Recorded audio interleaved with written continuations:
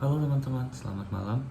Nama aku Marin Muhammad Kanyabawe, dan aku dari Prodi Akuntansi Universitas Pembangunan Jaya. Dan kali ini aku akan membahas mengenai 8 prinsip utama ISO 31000 dalam manajemen risiko. Teman-teman, jadi kita akan masuk ke pengertiannya. Jadi ISO 31000 adalah standar internasional untuk manajemen risiko. Nah, di sini kita punya 8 poin yang akan aku jelaskan. Yang pertama itu adalah terintegrasi. Manajemen risiko bukan lagi fungsi terpisah, tapi harus menyatu dengan seluruh proses dan aktivitas organisasi. Untuk ilustrasi dari retailnya adalah perusahaan retail tidak hanya mengelola risiko keuangan di departemen keuangan, tapi juga risiko kehilangan stok di gudang, risiko keamanan toko, risiko kepuasan, dan risiko rantai pasok. Nah, semua integrasi ini dalam perencanaan strategis dan operasional harian. Dan yang kedua ada terstruktur dan komprehensif. Pendekatan manajemen risiko harus sistematika, di tepat waktu, dan memahami konteks organisasi secara menyeluruh. Yang artinya dalam ilustrasi retailnya, perusahaan retail menerapkan kerangka kerja yang jelas untuk identifikasi risiko.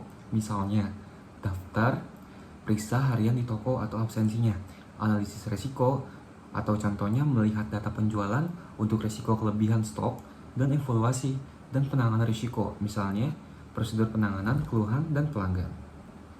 Dan untuk poin selanjutnya adalah disesuaikan.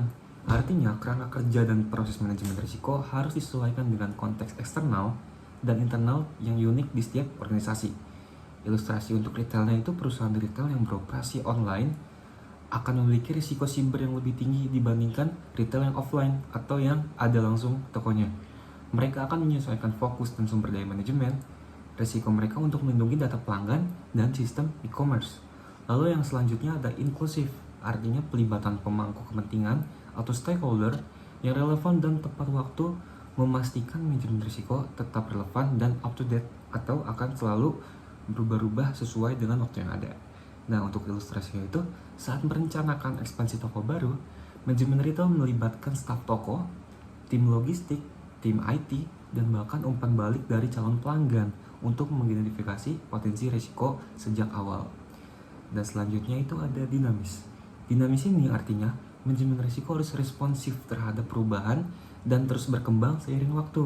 Artinya, ketika perusahaan retail memiliki tren pembelian online yang meningkat pesat, perusahaan retail dengan cepat mengidentifikasi risiko terkait logistik pengiriman, keamanan data online, dan persaingan ketat dari e-commerce.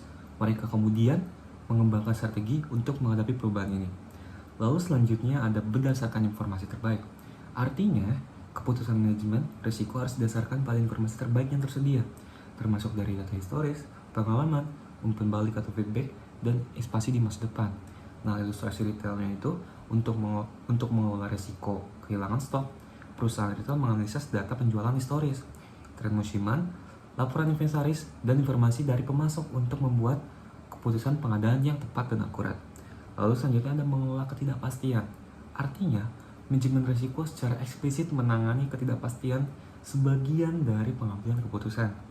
Yang ada di ilustrasi retailnya itu adalah di tengah fluktuasi ekonomi atau pandemi, perusahaan retail akan mengidentifikasi ketidakpastian dalam pasokan barang, permintaan pelanggan, atau kebijakan pemerintah, lalu mengembangkan atau development rencana kontingensi untuk memitigasi dampaknya.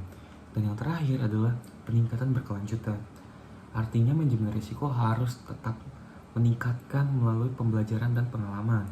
Artinya, ilustrasi retail itu memiliki periode puncak belanja. Artinya perusahaan retail akan meninjau kembali insiden keamanan, keluhan pelanggan, dan masalah logistik yang terjadi di perusahaan tersebut. Hasil evaluasi ini kemudian digunakan untuk memperbarui prosedur dan meningkatkan sistem manajemen risiko di masa mendatang. Nah, itu dia teman-teman 8 prinsip dari ISO 31000 yang sudah saya teliti dan sudah saya rangkum di materi ini. Terima kasih telah menyimak. Selamat malam.